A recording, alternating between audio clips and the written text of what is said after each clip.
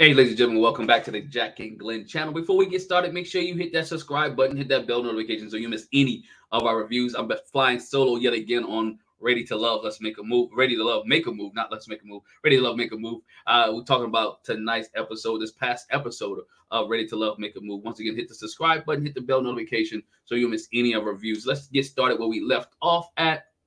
And that was Ashley talking to Kirsten, and she decides to keep Kirsten as her keeper. She likes this. She likes the way he makes her feel. She feels safe, and she likes the fun they have, and she wants to see what's going to happen with her and Kirsten a little bit down the road, right? She wants to she wants to get into his head more, right? See where his headspace is at, and see if she can get to how he can really feel and will be close to her. It's all talks and good. It's all fine right now, but we'll see a little bit more into this episode how Kirsten and Ashley goes. So then we go cut up to the next scene. We see Sharice. Sharice says she likes Keith, but he has to open up a little bit more. Keith has to open up a little bit more. She likes Keith, but she feels like Maurice has a change with her. She feel like Maurice might be there, but she tells Maurice that she want to go in a different direction. We find Maurice and her sitting on the porch. Maurice is out on his porch chilling, again, doing what he does in his own mind, in his own heart, he's in his own mind, right? Maurice is in his own world. Maurice is just chilling. And again, he doesn't communicate enough for Sharice, so she had to let him go. Not only does he not communicate enough for him, he's so full of himself that he feel like there's no one else better than him. And that's one of the reasons that Sharice said, he has to go. She want to move in a different direction. He really don't understand why she eliminated him. He don't know why he's eliminated. He thought that he communicated very well. He thought there was a great connection. He thought they had a great bond. But guess what? She didn't think so. She didn't think so, Maurice. And she said, hit the bricks. But the last thing that Maurice said is what? She's going to start missing me, right? She's going to start missing him. Only time will tell, right? Then we switch over to the next scene where we see Ashley. Ashley's cooking crab boil for the women, right? She's throwing down. Ashley is a keeper. In this aspect, Ashley cooks. She's a business owner. She does. She's funny. She's energetic. Whichever guy gets Ashley, right, is gonna get like a whole woman, right? A whole person, right? To be able to do the things that she likes to do. She can cook, she's a business, she's intelligent, she's smart, she does all the great things. Again, she just can't find that person, but she cooks for the girls, she cooks a crab boil for them. All the women start to enjoy this crab boil, having a great time. Then we hear something that I was surprised about. I didn't know they did this on the show. Y'all tell me, I didn't know this could happen. But we find Maurice is reaching out to Sharice, talking about, let's go on to town. Bro, you got eliminated. Like, she just kicked you to the curb. Now you want to communicate. Now you want to take her out, right? Now you want to be able to show her all these different places. And Sharice says she'll sleep on it. She'll see if Maurice, really means anything. I didn't know if the options were still open. I thought when you get kicked off the island or kicked off the show that you kicked off the show, but nonetheless. But we also hear Ashley saying her and Donald still talking every day. Now, if my man Kirsten is the one, then why are we going back and forth between Kirsten and Donald? Like, what are you doing here, right? You're playing a field. You wanted him to have your undivided attention. Now, nonetheless, Donald still talking to Ashley. Then we see Tamika walk in. She walks in and she's like, hey, it smells good in here. What y'all doing? They explain they're eating food. And then she says, I got some, you're going out on dates, and some of you guys will be going out with the same person for 4 or 5 dates. And some of you are new people, but we're going to bring some friends in, right? We're going to bring some people in and to help you make this decision a little bit better, right? We're gonna bring some people in and help you with this process, to make it easier. So you can know sometimes you get shaded eyes, or you look at some things and your eyes get blurry. So we got some outside people to come in to make sure you're doing that. You're making a good job or making a good selection in this process. She brings in Camille from DC season for Zadia. She brings in LJ from Miami for Sharice. Stormy comes in from season 1 of Ready to Love for Ashley, and then we get Liz, who comes in from the Houston season with Venisha, and they all sit there on the couch, and then we get to talk, and they get to go out, and they get to see who their person is dating, and she tells them, look, y'all going out this afternoon, this evening, let's get it to it. So then we see Camille and Zadia. They meet with Cameron. Now we all know Camille is she's gonna bring her guns. She's gonna bring her faces. She's gonna bring her facial expression. She's gonna bring her attitude. She's bringing it all to meet with Cameron, right? And she brings it. She brings the book out. She got a little notebook out. We see Cameron coming. He's a little bit nervous. We see she even started when Zadia and Cameron shared their cup of coffee. She's like, "Oh, you gonna let him drink out your coffee? Like, what else is he tasting? Are you gonna let him taste your coffee? What else is he tasting?" Well, look, if they might have did much more than kiss. I don't know, not alleging anything. They might have did that, but they was out all night just talking. Wink, wink. We'll see. We'll see if that was the case. But they was out all night talking. When she kicks in and she's like, "Look," Zadia tells her, "Look, I need you to be about a 6.5, not a 10, right? Don't start off at a 10. Be about a 6.5. I need to get some information on this guy. I need to see what's going on, right?" So Camille opens up and she's like, what do you do? He's like, "Well, I'm a doctor and I do this. I'm busy and I may not have all the time I need to be with Zadia all the time that I want. But, maybe about a year and a half after I do my investments and my businesses take off, I can come back." Now, when we say doctor here, right, in the United States, you got to understand a pharmacist is technically a doctor. He has his doctorate degree in pharmacy, which they still call a doctor. He is not the medical professional doctor as I believe. I believe he is the pharmacist, which is also a medical doctor. And so that's why he is a doctor. Somebody asked about his finances and money and all that. Maybe he does not. Maybe he got a lot of student loans. You never know. Maybe he needs more income to be able to pay that stuff off. But he is a pharmacist / doctor, right? So he busy. He said, he got his investments. He's working. He tried to get things straight. About a year or two, he'll want to be able to spend more time with her once his business and everything goes the way it's supposed to. Then here comes the question: do you want to, would you move to DC?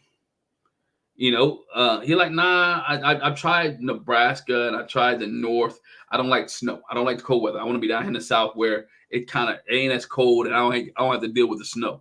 Zadia talks about, she when she first started the process, she wouldn't mind moving to New Orleans, but because of the heat and the bugs and all that, that is not in her cards. But she said she's willing to compromise in the space if everything is right with Cameron. We'll see. I don't think she's gonna move. I don't think this relationship's gonna go past the show. Truth be told, I think her and Cameron is good. Cameron rocking his gold chains. He living his hot boy life down there in New Orleans. Doesn't want to go in any cold weather. So he's chilling right there. He's not moving. And so that, I think, if they even ended this show with them two together, it's not going to work out because I don't think she's going to New Orleans. But let's move on. We see Liz and Venisha. They meet Jabari at a nice little restaurant. Jabari tells her that, Liz asks him what kind of profession he does. And he was like, "Yo, I'm a human, I teach human resources." And it's like, "Okay, that's good. I like that, And then she asked him, "What is success to you?"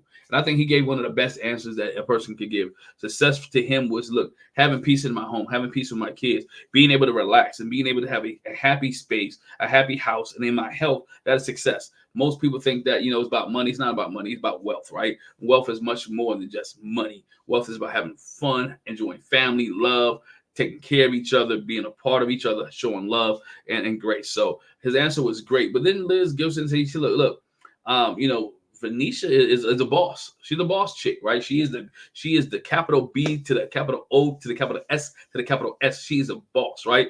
So how do you handle a boss?" He's like, "Yo, she need to turn that S off when she gets home." Like, hold on for a minute, right? When she get home, she's not the boss here. Then what is she? Are y'all doing this together, or are you the head honcho? Are you the top dog in the house? Where's the compromise at, right? To me, he comes off like he doesn't want to compromise. It's either his way or the highway. He wants her to fit in this box. Venisha's not a person who fits in a box, right? You can't just put her in a box and expect everything to be okay. This is not the box that she's in. The box that she's in. What she does is she does multiple things. She does appearances. She's on different shows. She does hairstyles. She owns her own salon, maybe one in this area, one in that area. She may not be home as he wants, like 5:00 p.m. Some women don't get off till 5:00 to go get their hair done. My wife has been in the hair shop till like 10, 11 o'clock, maybe 12 o'clock at night. Depends on what kind of style she's getting or whatever case may be. Y'all seen it. She rocked different hairstyles on the videos. But again, you can't put her in a box and say she needs to be home at 5:00. He's like, "I go to bed at like 9:30, 10 o'clock." She just starting sometimes at 9:30, 10 o'clock, just with other things that she's doing. So I like Jabari, but I think their lifestyles just don't match up, right? Their lifestyles are just totally different. It is not. I don't think it's gonna work.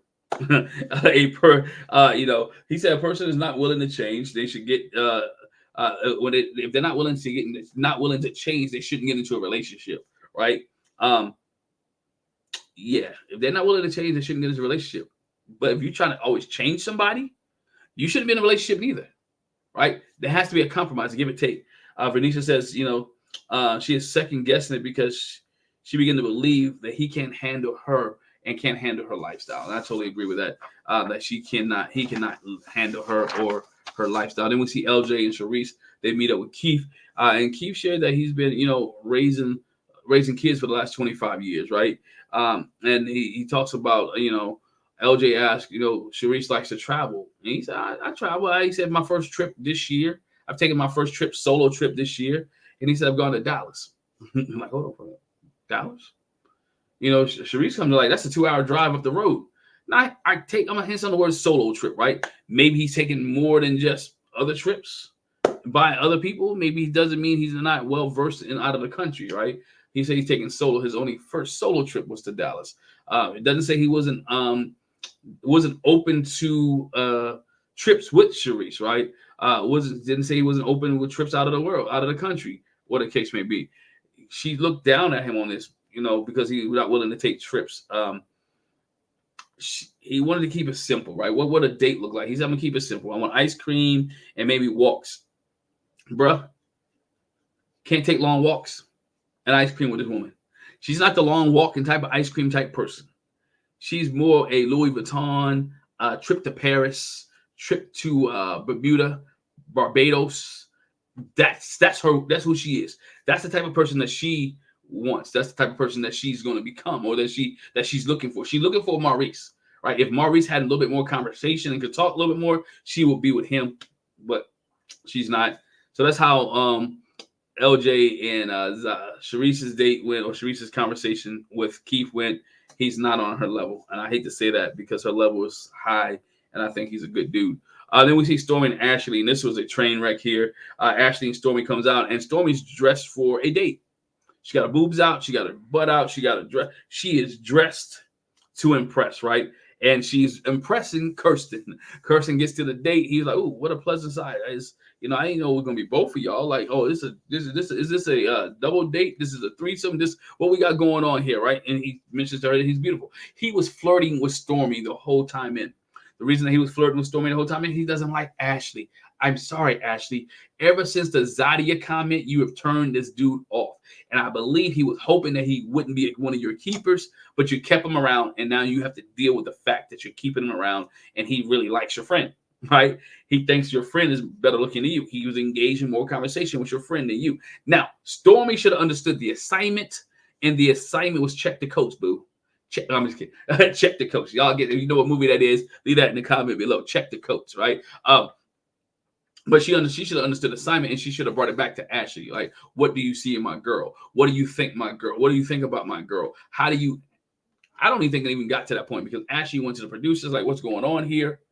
Like, what's the problem? What's the issue? Where are we faltering at, right? Where are we falling at? It should have been something that's been different in this conversation. And I wish the producers and the tape have gone back to when Ashley, if she did go back to the table. I don't think she did. But nonetheless, this whole date was a train wreck because the sexual energy was there. He was interested in a lot of, even his comment. This is the comment that he said. He found Stormy attractive, but even when he said he made the toast, his toast was interest in a lot of money and great sex. He was throwing out there, right? He was fishing to see who was going to comment and if she was going to comment back. He says a lot of money and great sex in his comment when they was toasting. So that's something else that was there. We move on. It is a lot here. He moves on. Again, Ashley could do better, but she chose him, and she felt like a third wheel on her own date, and she initiated. She's the star of the show, right? Everybody else is extras.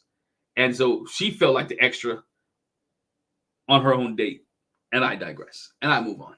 Zadia goes out on a date with another guy. She goes out on a date with another dude. I can't even remember the guy's name. She doesn't remember his name neither. Dylan, right? He went by Chris. His real name is Chris, but he went by Dylan. He was nervous. He's a school teacher. He this is his first year teaching. He has dyslexia. He's teaching the fourth grade. He didn't know how to interact with her, and she just couldn't do it. He was all over the place. And because he's all over the place, she was already thinking about Cameron. She wants to be with Cameron. She even mentioned, I don't know why Tamika keeps sending me on these dates, because I want to be with Cameron anyway. So guess what? Go be with Cameron and stop wasting people's time, right? But how much do you want to be with Cameron? Are you want to be with Cameron enough that you move yourself down to New Orleans? Don't think so. All right. But nonetheless, she's not going to be with Dylan. Digress. There wasn't nothing big about their date at all. Sharice goes out with Mazel. Mazel's a 55 who is who's a native of New Orleans. He's a native of New Orleans. He's a school dean. And they went on a dance today, but Sharice somewhere doesn't have active wear. I don't know where she thought she was going. And my man's dressed in khakis and a polo shirt, right? Big arms, 55 years old guy in a polo shirt. So I don't know. It would look like they were going two different places, two different dates.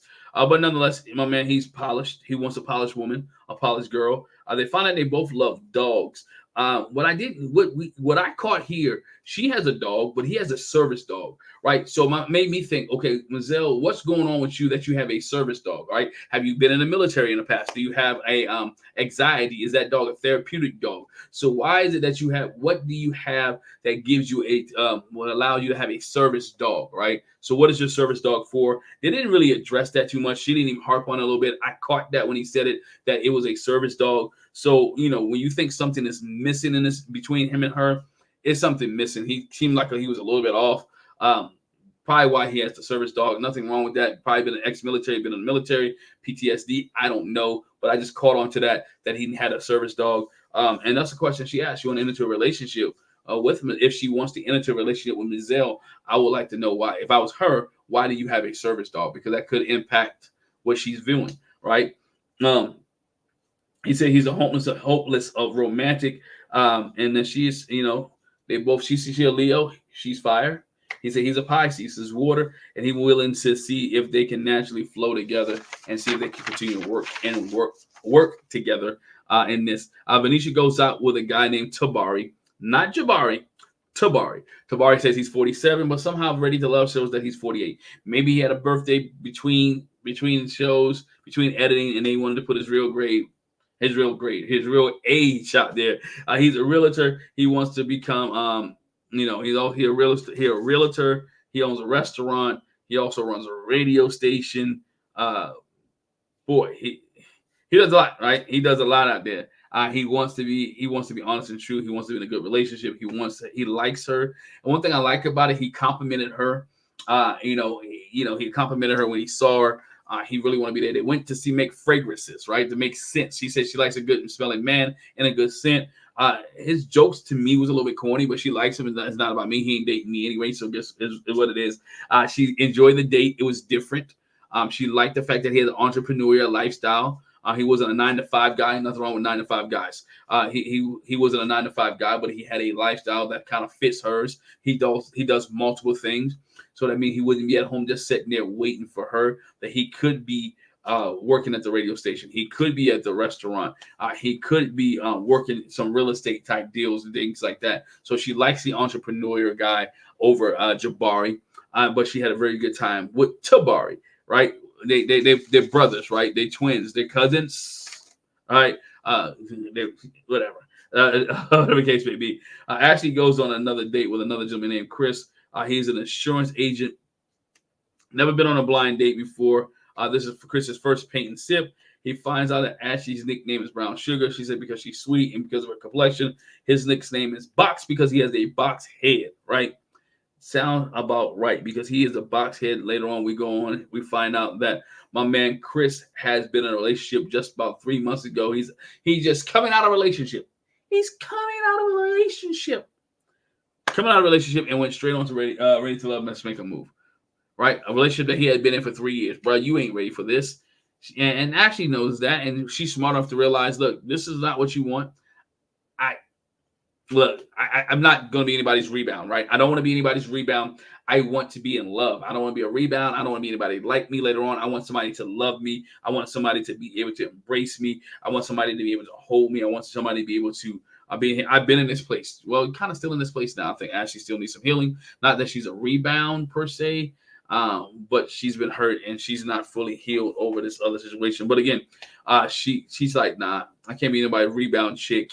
I appreciate it. You're a good dude, but ain't gonna work out. So we already know that she's not going to choose. In my opinion, she's not going to choose Chris Boxhead per se. But they had a decent date painting, but she wasn't feeling the fact that he was coming off a rebound. He was coming out of a relationship, and she felt like she was going to be the rebound.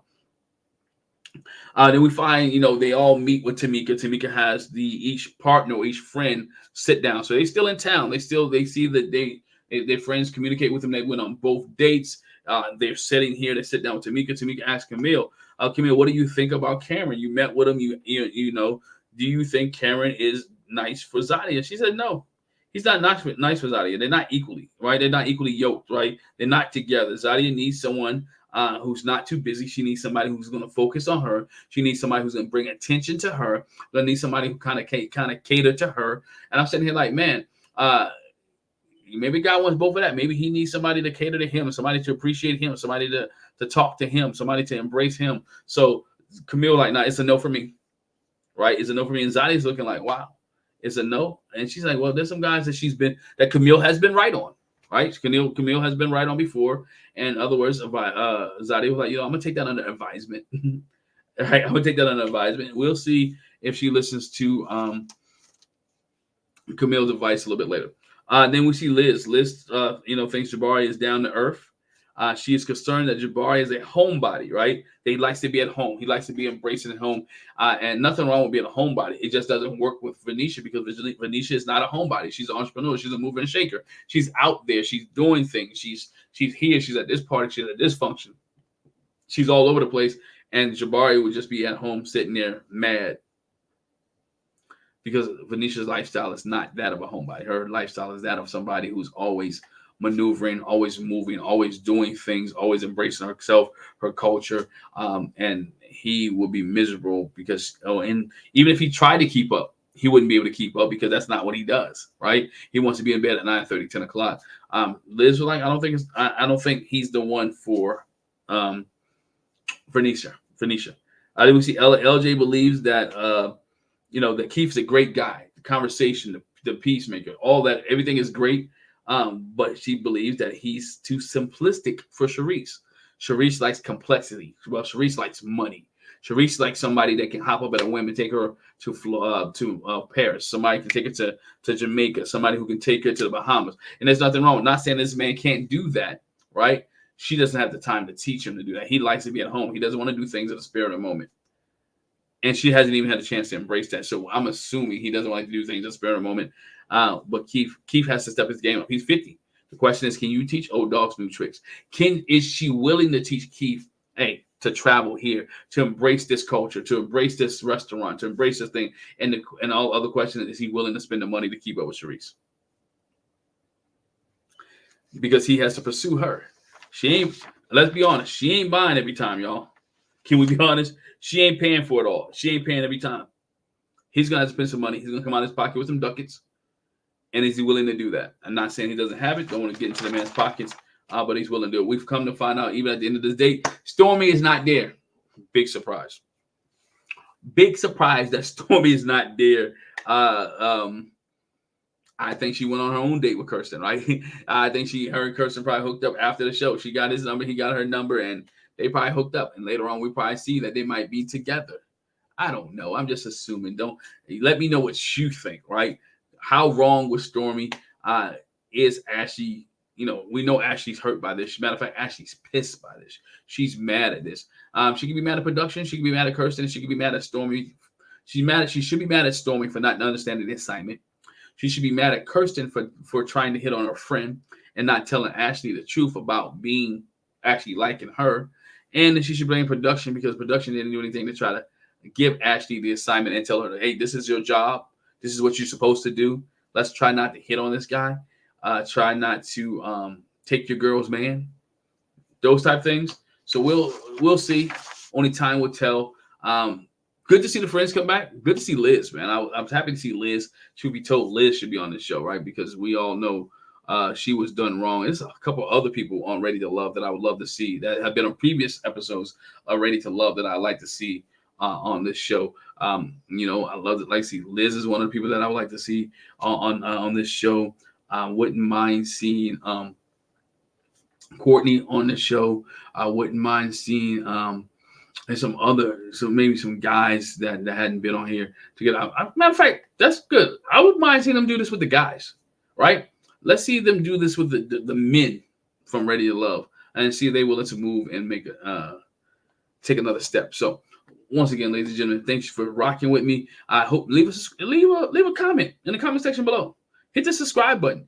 If you watched all 25, 26 minutes of this video, why not hit subscribe, right? If you like the content, subscribe. Make sure you check out the other videos that Jack and Glenn have up. Once again, hit the subscribe button, bell notification. Appreciate you. Thank you very much. Talk to you a little bit later. Peace.